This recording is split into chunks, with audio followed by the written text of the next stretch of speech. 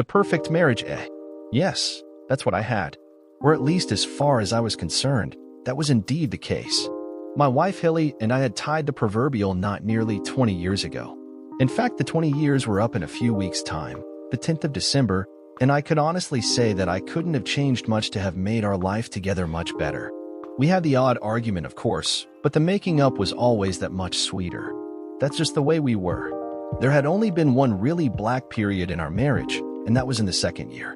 We both married young, me 20 and Hilly just 18, and we'd been childhood sweethearts, living just round the corner from one another. My elder brother Bob had married her sister, Pam, the year before, and it just seemed the right thing to do. Our problem was that the other two had produced their first child during the first year, but it seemed that we were unable. We took tests, both of us, even though the doctors told us we were worrying too much and to just let it happen. But the problem was Hilly's parents, or rather her mother, who kept on at us to get on with starting a family. Their family were like that, of course, and besides her sister Pam, Hilly had 3 other sisters. Jan, my mother-in-law, was so desperate for a son in the family, having failed to produce one herself, and of course Bob and Pam's firstborn had been yet another girl. Pressure. The results from the tests were pretty inconclusive as it happened. Hilly was okay, and I had a slightly below-level sperm count or something. I never really understood any of it.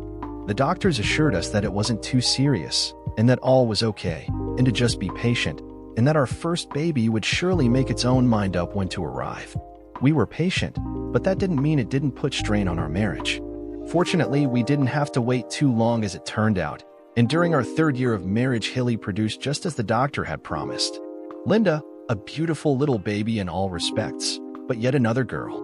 It did at least allay our fears whether we could have a child or not, and from then on everything settled down, and our marriage became the perfect arrangement and carried on that way. No doubt because we were more relaxed about it. Hilly soon became pregnant again, and at last Tom was born. Yes, a boy, and the whole family were over the moon with joy. Now don't get the impression that the girl babies were overlooked or less loved in any way, but that first son in the family simply seemed to make everything special. Well, it was me that did it first. I bragged to my big brother, but all he did was smile back at me and tell me to give him time. Well, he got that, and sure enough, the following year they had their first son, and bugger me if 8 months later if we didn't have yet another, who we called Mike. Like buses, wasn't it? You wait for an eternity, and then a whole load of them come along at the same time. I suppose because we were 2 brothers and 2 sisters, that we all lived like one big happy family. Even when Hilly's other sisters got married, they just seemed to be drawn in. It was great for the kids, and of course none of us ever lacked for a babysitter when we needed one. As far as I know, the other couples were just as happy as Hilly and I were, simply enjoying the wonder of a simple married life, with loving family around. There were a few other hitches, such as when Bob had his accident at work, and I had to be virtually strapped up alongside him, it seemed, as they slowly transfused my blood into him. He got over it, and of course I was none the worse for it, often joking in a brotherly way that we were truly blood brothers now. As we approached our 20th anniversary, we were wondering how to celebrate it. Bob and Pam had celebrated theirs the year before, and everyone had enjoyed getting together so much that we decided to do just about the same thing, and had booked a private room in the local hotel for a big gathering of family and friends. By then, Linda was a very pretty girl of 17, a younger and probably even prettier version of her mother, with lustrous dark brown hair and huge green eyes that caught your attention whenever she looked in your direction. They were built much the same as well, both slender with nice legs and all the other bits and pieces that perhaps a father shouldn't dwell upon too much. She of course had a succession of boyfriends, and the house always seemed to have one or other of them either coming or going, but she had a sensible head on her shoulders, so we just went with the tide. Tom was, I always thought, a bit more like me. Sturdier in build, and it suited him.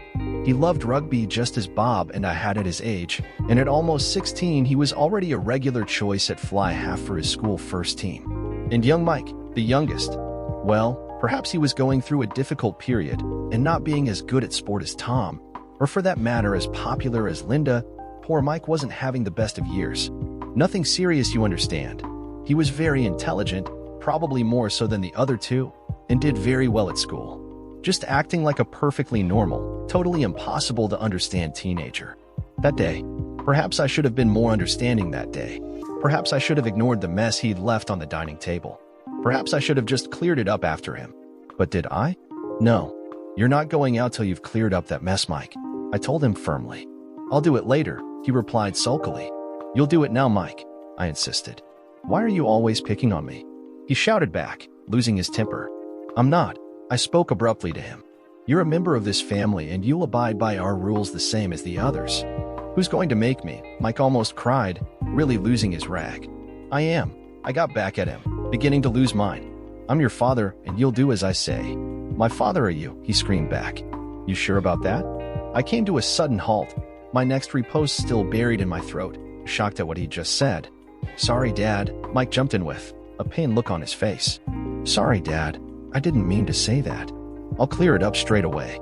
With that, he looked away from me and scrabbled about on the table, picking up the books and other things that he had left there. Minutes later, it was all clear, and he scooted out of the room without saying another word, leaving me in a world of my own, wondering if that world was about to cave in on me. Trouble was, of course, Mike was and had always been so different from the other two, more studious, more serious, but less gregarious than his older siblings. I'd often wondered why he was so different, and had even discussed it with Hilly, but she just shrugged her shoulders and told me that I was imagining it. Was I? Had I been? What on earth had prompted Mike to make that remark? If he just shouted it out in anger and stormed off, then I would have been pissed off with him, but that would have been the end of it. But he'd been so quick to apologize and withdraw the remark. Why was that? What did he know that I didn't? Oh shit. I really didn't want to be thinking the thoughts that were going through my troubled brain at that moment. My first reaction was to rush off and find Hilly and demand to know what she had been up to. But where would that get me? What would I say? I could hardly just go and accuse her of fucking some other guy behind my back. If she had been, then she would simply deny it, and if she hadn't, then how would she ever forgive me for doubting her? Besides, it must have been 16 years or more ago. But did that make any difference? Was it still going on? My stomach was churning, and I felt like being sick, and I still didn't even know if I had anything to worry about. Oh God, what a terrible day that was. Blood groups. That's it, I thought, and without further ado, I went into our study and rooted out the kids' medical files. Linda, Tom, and Mike, all O+, which, after my time giving blood to my brother, I knew was the same as me. I felt a wave of relief sweep over me, till it occurred to me that blood groups didn't tell you the whole story. If Mike had been different, then that was one thing. But them all being the same group could have been coincidence, and didn't confirm that he was truly my own son. Oh golly, what to do? DNA? I couldn't believe I was thinking of such a measure, and that I was getting one loose comment from an angry son way out of proportion. I was panicking without due cause. But when that evening at dinner, Mike could not meet my eye throughout the meal, I got worried again. Then when he shot off from the table without a word to anyone, I got really worried. What's wrong with Mike? Asked Hilly, also noticing his strange behavior. No idea, I replied, shrugging my shoulders. You two kids any ideas? They both shook their heads, probably not even having noticed anything odd. Has he been upset about anything? I pressed them, but they just shook their heads. Waiting for the two youngsters to leave the table, I plucked up the courage to question my wife a little. Mike's so different to the other two, Hilly, I started. Any ideas why that could be? Oh, let's not go down that road again, Davy, she answered me, standing up to put the dishes away. He's not that different, just a little deeper than the other two. End of conversation. Was that deliberate? Or was she genuinely unconcerned about it? I really didn't know. DNA? Why not find out about it? And 20 minutes later, I was Googling it on the internet. An hour later, and my mind was full of facts and figures, but I was honestly not much the wiser. It wasn't until the Monday morning that I found the name of a laboratory that carried out tests. It took me nearly an hour to find it, and no doubt my secretary could have done it in much less. But what excuse do you make to your secretary as to why you need one? Exactly. That's why I chose to do it myself. They could do it. They had no qualms about that. But it was expensive, especially if you wanted the results back as quickly as I did. But I had to know before I risked throwing my marriage away, was Mike my son or not? When I told them that I had 3 children, they suggested that I send in samples of each of them to cross-check along with one of my own. Have you ever tried getting a single hair from your grown-up children? Not easy, I can tell you. And with Mike continuing to avoid me whenever possible, his was the most difficult of all. However, I managed it and sent them off and waited. Now all I had to do was wait to find out if Mike was my son. Over the next week, Mike seemed to settle down again, probably relieved that I hadn't brought the matter of his outburst up with him. We'd almost got to the point when I felt I could have gently broached the subject, but thought it better to wait till I had the results now that I had gone down that route. My wife, of course, continued to be her normal loving self, and nothing else seemed to change in our daily routine. Can't say as it was the most enthusiastic sex we had during those few days, but I didn't refuse it. Just the doubt was eating me up inside, and though I did my best to hide it from Hilly, I simply couldn't have sex with her without wondering who else may have done during the 20 years of our marriage. We had dinner with my brother and his wife one night, and when he and I were alone at one point, I almost confessed my concerns to him. He and I were very alike in almost every way, so if someone else was Mike's father, then reason dictated that it couldn't be him. My God, why was I even thinking that way? Had I become so paranoid already? However, something stopped me. I didn't have to burden him with my doubts, and after all, I was sure he'd be there for me if the results when they came were not good. I kept my cool. I kept quiet. I kept so quiet that Hilly asked a couple of times whether I was okay. "I'm all right," I answered her. "Just got a few things on my mind." She looked concerned for a moment, but didn't press me further. The results came. I had them delivered to my office just in case Hilly got there before me and opened the letter. I read it with my hands shaking as I tried to fathom out what it all meant. Was this piece of paper going to signify the end of my marriage? I read it. As far as I could see, Mike's results seemed to be a good match for mine, and I relaxed, even though I still didn't understand it all. You may have guessed by now that medical terms are all mumbo-jumbo to me. In fact, the whole report seemed to be full of good match and close match, so it seemed that it had all been a storm in a teacup. What a damn relief. I felt tears welling up in my eyes, and thanked the heavens that I hadn't mentioned my fears to Hilly. I resolved to make it up to her that evening, maybe take her out to dinner, and afterwards. Reading the covering letter again, which I hadn't taken too much notice of, I saw that the lab wanted me to give them a ring to discuss the results. Just wanted an excuse to make a bit more money out of me, I supposed, and I wondered whether I should bother. "Hello, this is Davy Jones here," I said when the phone answered. "Dr. Hoskins has asked me to ring him." After giving the woman some references and things, I was eventually put through to the good doctor. "Hello, Mr. Jones," he greeted me. "Have you had a chance to look at the results we sent you?" "Yes," I replied confidently. "If I understand correctly, then it does seem that my concerns about my son Mike were ungrounded." "Yes, indeed, but not quite as straightforward as that, I'm afraid," he hit me with, and the floor seemed to disappear beneath my feet as I waited for him to destroy my world. "You mean he's not my son?" I mumbled back to him. "It's not that, Mr. Jones," he went on. "There's less than 1,000,000 to 1 chance that he is not your offspring. I would stake my whole reputation on his being your natural-born son." "So Mike is my real son then," was my relieved response. "Yes, he is, Mr. Jones." "What's the problem then?" I carried on uncertainly. What on earth else could be wrong? I was really quite worried by then, because I had read somewhere that DNA testing could also highlight genetic diseases and such like. Was Mike ill? Did one of us have something awful? What was he about to tell me? "It's the other 2 samples you sent in," the doctor informed me heavily. "The ones from your son's brother and sister?" "Yes, what about them?" I replied, beginning to panic. "Is there something wrong with one of them?" "Well, it would appear that they are only half-siblings to your youngest son, Mr. Jones." "Half-siblings?" I stuttered at him. "What on earth does that mean, doctor? What's a half-sibling?" "It means, Mr. Jones," he continued, "that it is highly unlikely that you are their real father." I dropped the phone, and the next thing I remembered was coming to with a group of my work colleagues around me. "Give him some air," I heard someone call out as I slowly came round fighting for my breath. "You okay, Davy?"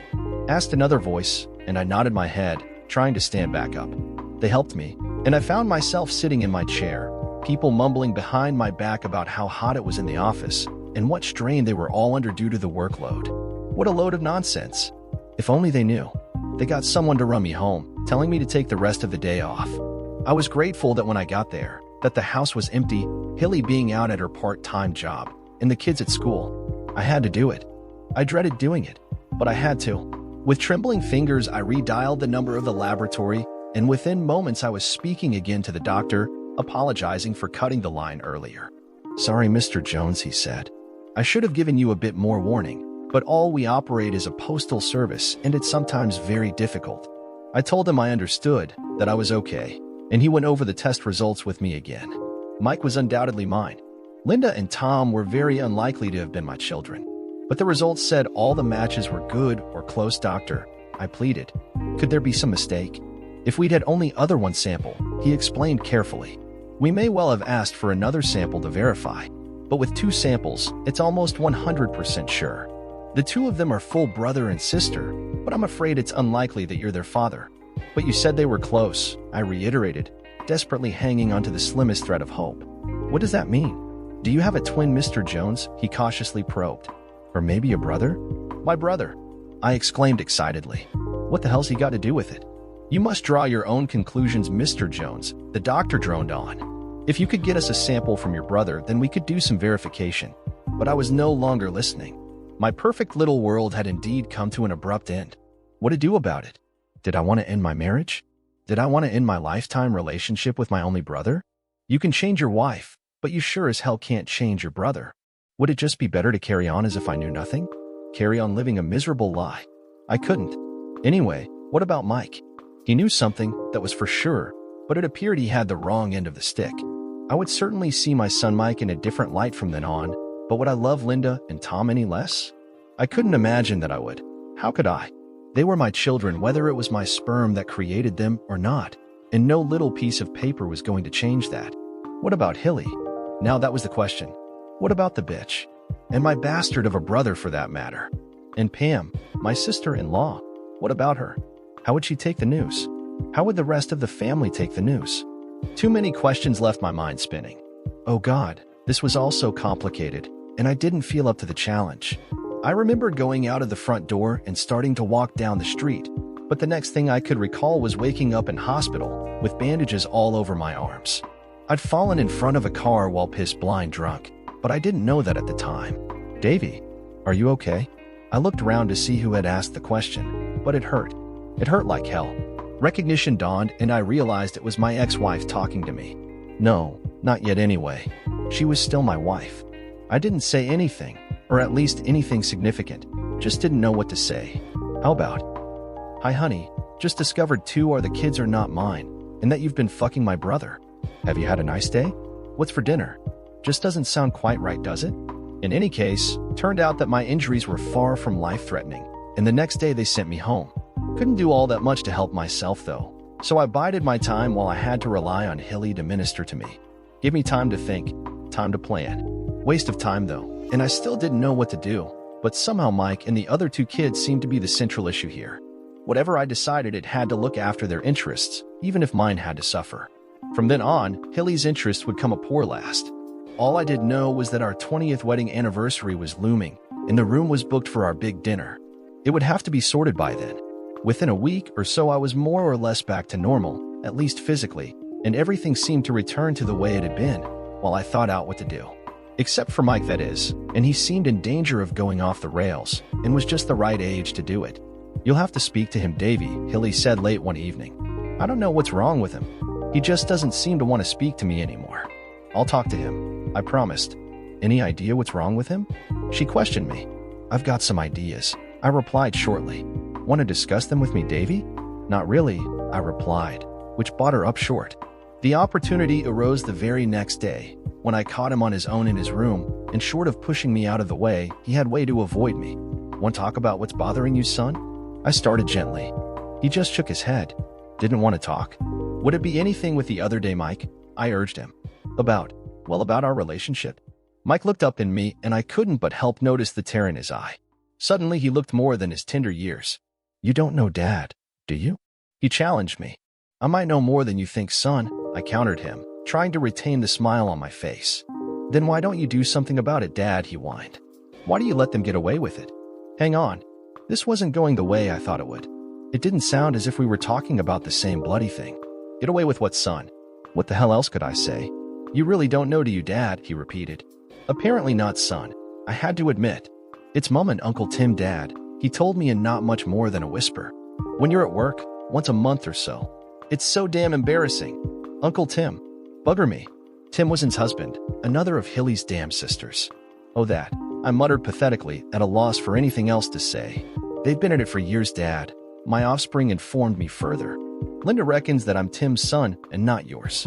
With that, he broke down and cried, and I wrapped my arms around him to comfort him. It had been a long time since I'd done that, and it surprised me quite how big and strong my little boy felt. I can absolutely guarantee you, Mike, I consoled him as I continued to hold him. You are my son in every way, and not Tim's. How do you know, Dad? He sobbed. How can you be sure? I'm sure, son, I told him confidently. Believe me, I'm sure. We chatted away for some time, and without giving too much away, I convinced him of his parenthood, and it was like a weight being lifted off his shoulders. There was, however, no mention of my brother being the other two's father, and I discovered that my perfect family were not all so happy and contented as I had believed. Both Linda and Tom knew of their mother's dalliance with their uncle, but not knowing what to do about it, chose to simply turn a blind eye. What an awful position to put your own children in. But Tim? Christ, his wife, and was the youngest of the four sisters, and without doubt the prettiest of the bunch by far. Hilly was attractive enough, and yet another spike was struck at the heart of my so-called perfect marriage to Hilly. A few days later, I took all three kids out for lunch and did the most difficult thing I'd ever done in my life. I told them everything that I had found out. The whole damn lot. I had no idea how they would react, but they took it well, all things considered. Linda cried a little and Tom sat there with his head in his hands. All three of them wanted to go and confront their mother straight away, but I persuaded them to wait, as I had things to sort out first. All three of them swore their love and devotion to me, and were not far from refusing to ever see Hilly again. I talked them out of that, of course, reminding them that whatever she'd done, she was still their mother and had cared wonderfully for them their whole lives. I spoke of her in terms that I didn't really feel, especially when the kids told me their story. Hilly, my loving wife, had apparently been having some sort of relationship with her brother-in-law, Tim, for some time, but in reality probably not really long enough to have been Mike's father. The once a month could have been a big exaggeration as well, but to be honest, none of us really knew. The one thing that I did know was that the kids were just so grateful to get it all off their chests, and all three of them cried, yes, even Tom, as we huddled together at the end of the evening. I'll correct that final statement, all four of us cried. Revenge. I needed revenge, but I needed it in a way that wouldn't cause grief to my children. And yes, I used the term advisedly. I did mean my children. I thought long and hard, but couldn't come up with any spectacular act of revenge. It would just have to be a straightforward confrontation. At least I had the event coming up when I could do that. The 10th of December. The family had gathered, as families do. My parents had both passed away by then, Bob and I being fairly late on children. There were 39 of us that sat down at the celebration dinner that night, mainly Hilly's side of the family and their families, but with a good sprinkling of other friends of both of us. The meal was good. At least that's what they told me. As for me, I could have been eating cardboard and drinking dishwater. Time for the speeches. Here we go. The end? Maybe the beginning. I was sweating profusely and taking long, deep breaths to settle myself down. What I had to do wouldn't be easy, but it had to be done. Welcome all our family and friends, I began, and went on for a few moments about inconsequential things. Now to celebrate 20 years of marriage to my wife, Hilly, I eventually arrived at. There are a number of very interesting and even intimate and personal things about my marriage to my darling wife that I want to tell you all about. There was some chuckling round the large table, and one or two ribald comments about our presumed sex life. Hilly blushed. They all assumed I was joking, but how wrong could they have been? As the laughter died down, first Linda got up from her seat and made to leave the dining room, closely followed by Tom and then Mike. They never said a word to anyone, and the entire table watched their backs in astonishment, at a loss to what was happening. Come back here, you three, cried out Hilly angrily, leaping to her feet. Don't be so rude to your father. Only Tom responded, turning back to look at his mother for a moment and shaking his head unhappily, before joining his brother and sister outside. Davy, shouted my wife to me. Do something. Tell them to come back immediately. It's okay, honey, I told her very firmly. They already know what I'm going to say, and since it concerns the three of them, maybe it would be better if they weren't here. Hilly's mouth dropped open in astonishment. Firstly in surprise at the manner in which I'd responded to her demand, and then worry taking over, as her mind must have ran through all the possible reasons for my attitude. Sit down, Hilly, I told her, my tone leaving her in no doubt that I wasn't to be messed with. As I was saying, I continued looking at the people around me. I've had 20 wonderful years of marriage, the perfect marriage, or so I thought till a couple of weeks ago. I paused for effect, the atmosphere around the table electric. Some were looking bewildered, others still smiling waiting for the joke, but several of them very worried, including a few that surprised me. Imagine my surprise. I continued when nobody said anything, to find out that Linda, my beloved Linda, is not actually my own daughter. "Oh God," sobbed Hilly quietly, covering her face with her hands, the only one to make a sound. "Would you care to tell everyone who Linda's real father is, Hilly?" I asked her, but she remained silent except for her loud sobs, the only sound spoiling the complete and utter silence around me. "Okay then," I went on. "Anyone else care to tell everyone who Linda's father is? Anyone else care to tell everyone who's been fucking my wife behind my back?" Nobody spoke, and I just stood there, my angry gaze surveying the family and friends around me. As awful as it was, in some weird way, I sort of got some strange pleasure from teasing the people who had been deceiving me. None of them knew quite how much I had found out. I couldn't help but give my brother Bob a particularly severe stare, and he visibly wilted under my gaze, knowing the game was up. "Nobody going to own up then?" I questioned them. "Have I got to tell everyone who it is?" Then came my surprise, and it was a surprise, as Bob's wife Pam leapt to her feet. "It's not what you think, Davy," she cried out in anguish. "It wasn't a sordid affair or anything. It was just sex a few times to get Hilly pregnant. The whole family were desperate for a boy in the family, especially Mother, and it didn't look as if you were capable of fathering a child. Fortunately at that point, nobody actually hit me with the proverbial feather, otherwise for sure I would have been knocked down, as sure as eggs is eggs." She knew. She bloody well knew. Pam knew about her husband, my brother, fathering my daughter. I looked round the table and saw that it split into two camps. Friends who didn't know, and family, who for the most part seemed to. Even as I stood there trying to regain my senses, the friends, one by one, stood up, made their excuses and left in embarrassment, leaving 17 or 18 of us, all family. "Off you go and play over there," said Julie, one of Hilly's other sisters, and one by one the younger children were packed off out of the way. The teenagers were encouraged to disappear as well, but it must have been like EastEnders, Coronation Street, and Neighbors all rolled into one, and not one of them would be budged. "Fair enough. You all fucking well know, don't you?" I exclaimed, looking round. "You all know about this bloody fiasco except maybe the kids there." A couple of the husbands looked a bit blank, but otherwise nobody denied it. "Look, Davy," my brother stated to say, "it's not what it looks like, honestly." He went to add some other stupid comment, but my look of sheer hate at him shut him up dead. "So you all knew that Bob had sex with my loving wife and fathered Linda then?" I demanded of the table. Nobody said yes, but again, nobody denied it.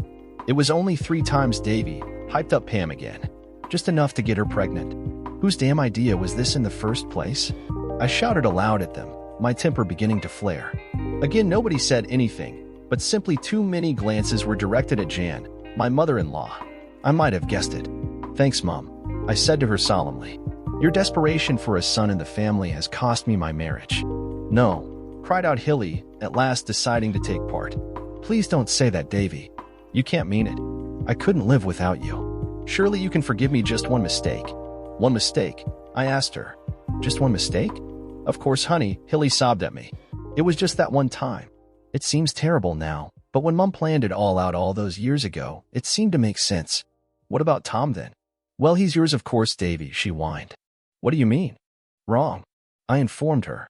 "I've had DNA testing done, and his father is the same man as Linda's." The atmosphere around the table changed immediately. "What are you saying, Davy?" Pam cried out in surprise.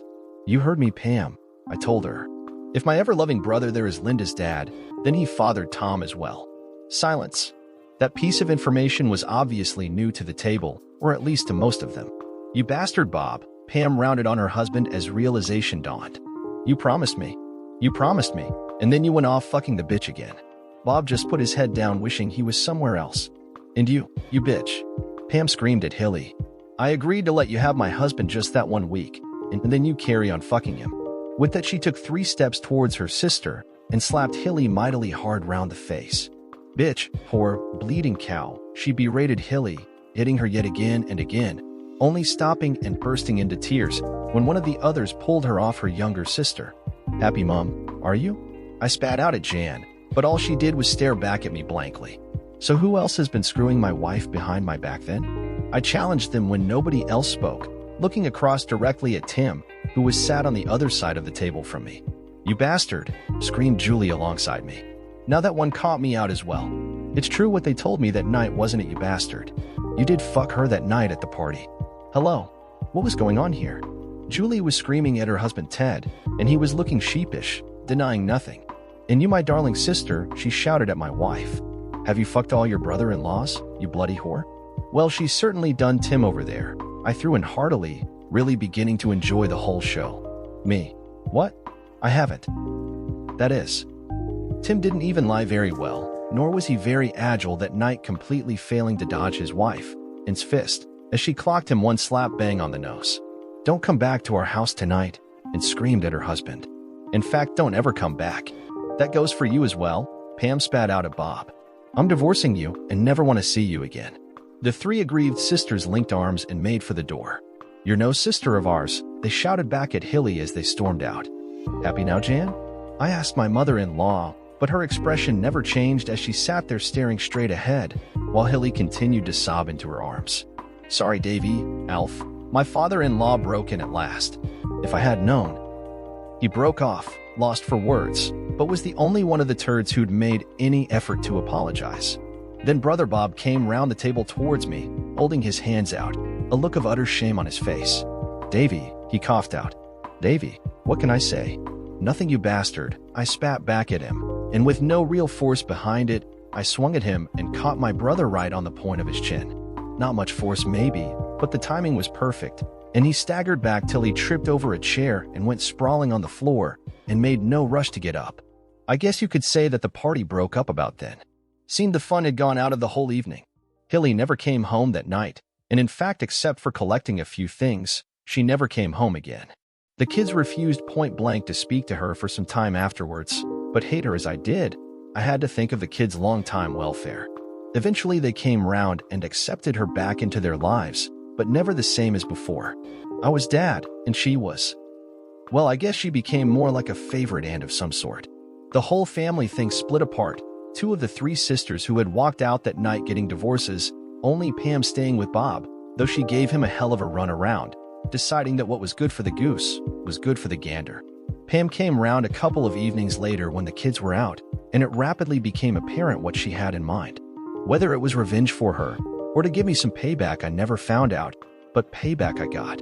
There was no love, no compassion, and we just screwed like rabbits for several hours. It was strange, just like having sex with my wife, but different. She thanked me afterwards and left, and I only discovered some months later that she'd made a habit of it, slowly working through Bob's mates till she'd bedded just about all of them. Would their marriage survive? No idea, and I didn't care, not my problem, but it must be bloody miserable for that damn brother of mine. 3 weeks later, one of the other sisters, and the pretty one, phoned me and invited me out to dinner. I went, we eat, we talked, we romanced, we kissed, and ended up in bed. But this time it was different, and after the first passions, we made love, and it was like my early days with Hilly again. No idea why Tim had strayed from his marriage, but it certainly wasn't anything to do with his appetite for sex. The sweetest pill maybe was when Jan, my ex-mother-in-law's long-suffering husband Alf, decided he'd had enough of her interfering, bought a 40-foot yacht, and spent the rest of his active life sailing throughout Europe. Came in handy. Me, and sometimes the kids would spend a week or two sailing with him, and places like the south of France, La Rochelle, and the Canaries became familiar to us. Linda met and eventually married a young Spaniard who she met when sailing, and whose family owned what was maybe the biggest boat marina in Europe. That came in handy as well. The two boys are still playing the field, maybe warned off of marrying too early like their father had. They had time. And me? I don't see Hilly, but the kids tell me she is living life day by day and asks after me frequently. The kids tell me and I just grunt. Oh, and I'm thinking of trying out for that perfect marriage again, but this time within. I think we love one another, but we are both still a little wary. We'll see. I want to be sure I'm not marrying and partly despite Hilly, but I'd love to see her face if I did. Dear listener, if you have reached this far, please click on the subscribe button. It will be a great help.